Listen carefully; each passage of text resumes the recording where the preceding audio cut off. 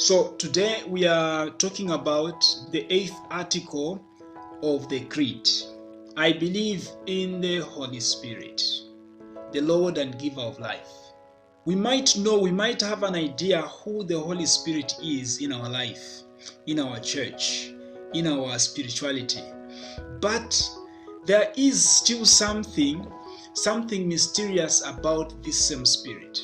So even if in this session we are talking about the Holy Spirit, we're not talking about this Spirit so that we understand Him 100%, because we're not going to manage to do that.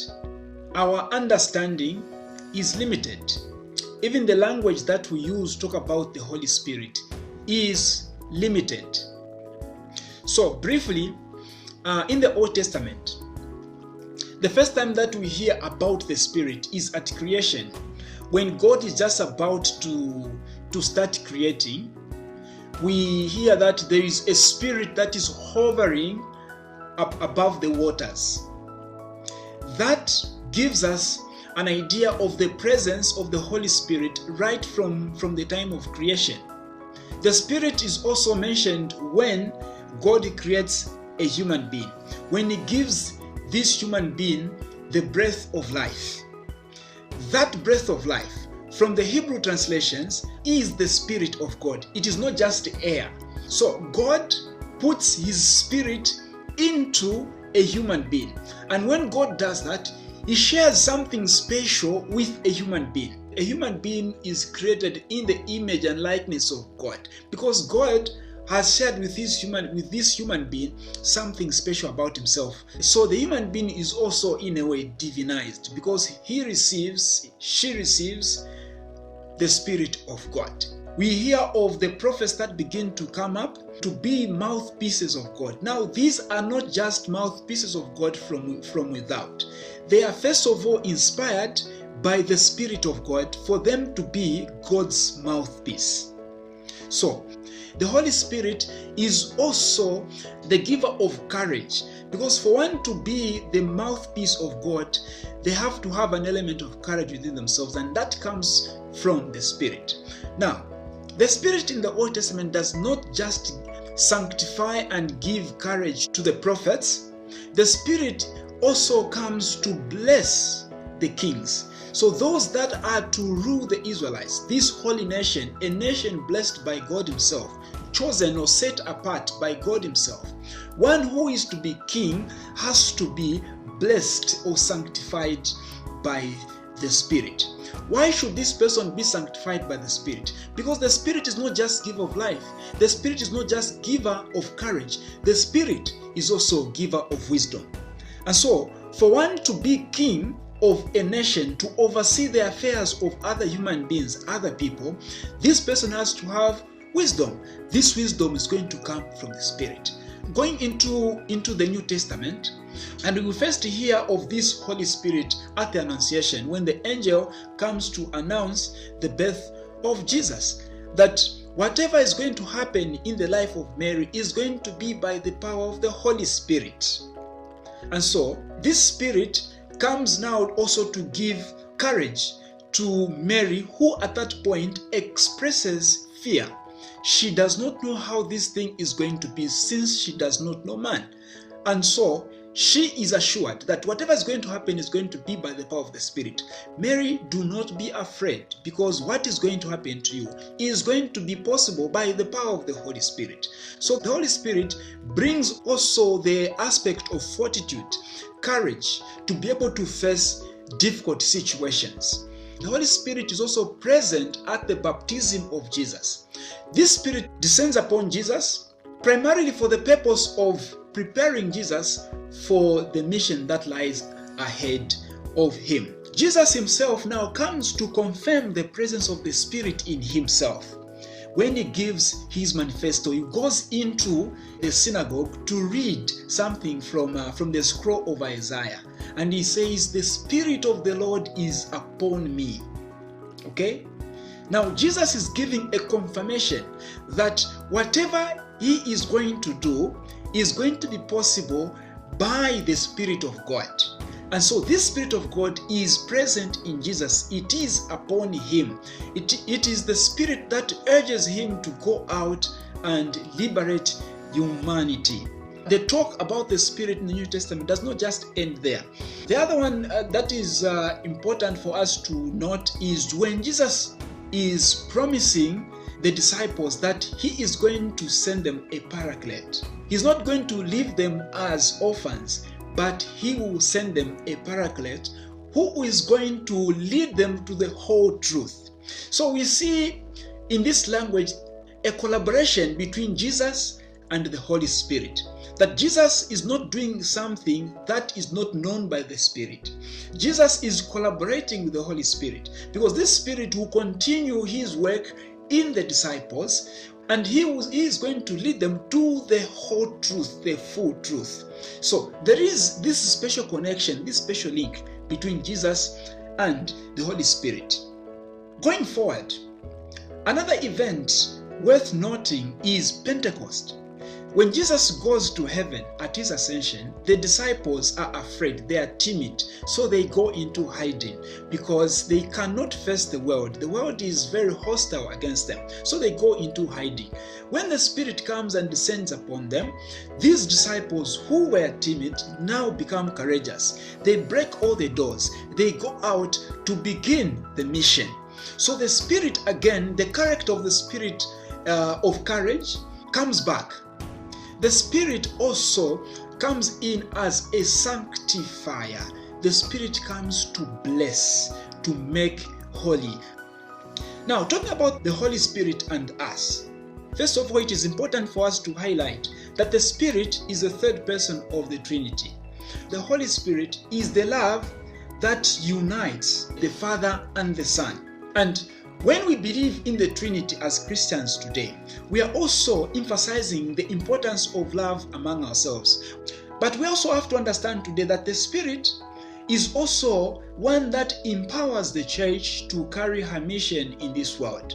The church cannot work without the inspiration of the Holy Spirit, without the empowerment of the Holy Spirit. The church operates on the promptings of the Holy Spirit.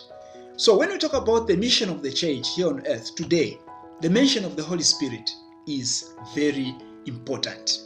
Now, coming to the gifts of the Holy Spirit, we know that the Holy Spirit comes and lives with us something, and gives us something. And these are what St. Paul calls the gifts of the Holy Spirit. Certainly, the Holy Spirit cannot be limited.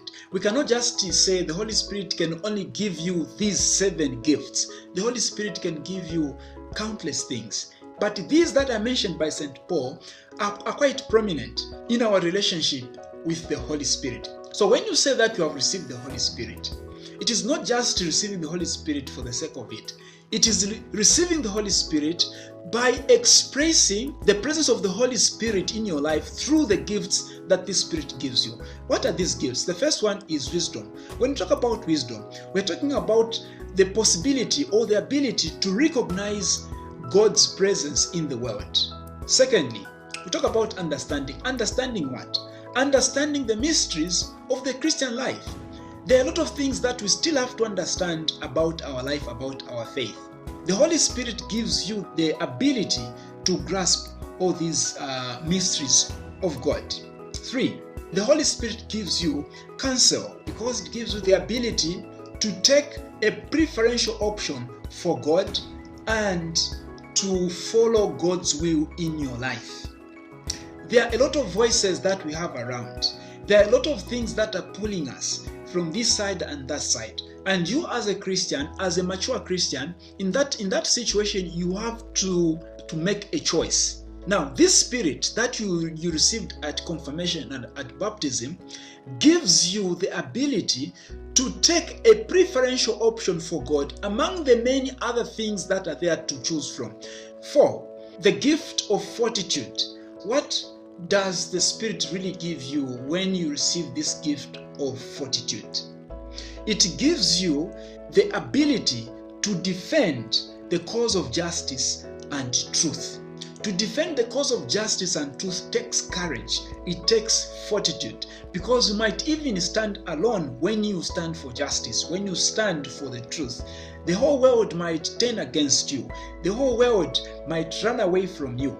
But since you are strengthened by the Spirit Himself, that gives you fortitude, that gives you courage, you are going to stand for that justice, to promote the truth, because that is the correct thing to do in the world. Then, moving forward, from fortitude, we come to the gift of knowledge. The gift of knowledge in this case is the ability to distinguish good from evil, to separate these two, because you know what is good, you know what is evil, so that when you make that option for what is good, you understand, you know exactly what you are doing. And also when you make an option for what is evil, you understand, you know the repercussions of what you are about to do or what you're doing. The gift of piety. When the Spirit gives us the gift of piety, it helps us to be faithful to the demands of the Christian life. Piety, in other words, is actually holiness. The last gift that we can talk about before we close is the fear of God. That the Spirit that you receive has given you the fear of God. Now, when you talk about the fear of God, we're not talking about freaking out. We're talking about reverence. We're talking about respect for God. Reverence. Not where you are scared that if you do something evil, then God is going to put you in hell. That kind of fear is not what the Spirit gives you. Now, when you talk about reverence, we are talking about you walking into the church and understanding that in that church, there are holy things around. The church, even the ground itself in the church, the floor is holy. And then you carry yourself in a way fitting the place in which you are. Now, that is reverence. The opposite of this explanation of reverence is sacrilege, where you walk into the presence of God. It could be in the church or it could be before the Blessed Sacrament, but then it doesn't occur to you that you are in a place that is different from a marketplace. Sometimes you see people in mass making noise. They are in mass, but they are chatting about what they saw on TV yesterday and all that. That is sacrilege. That is not reverence. So the reverence being referred to here is not the fear in the sense of being scared of sinning because you might find yourself in hell, but reverence and respect for God and for the things of God. Having said all that, for this Spirit to be effective in us, we have to be receptive. We have to open our hearts so that we are influenced by the Spirit of God. When we remain closed up, it becomes difficult for the Spirit to penetrate our hearts and to influence us in a particular way so that we become effective as instruments of God in this world. The church is sanctified and motivated by the Spirit of God. The church cannot do anything here on earth in the work of evangelization without the empowerment of the Holy Spirit. So having said this about the Holy Spirit, let me say we can close here.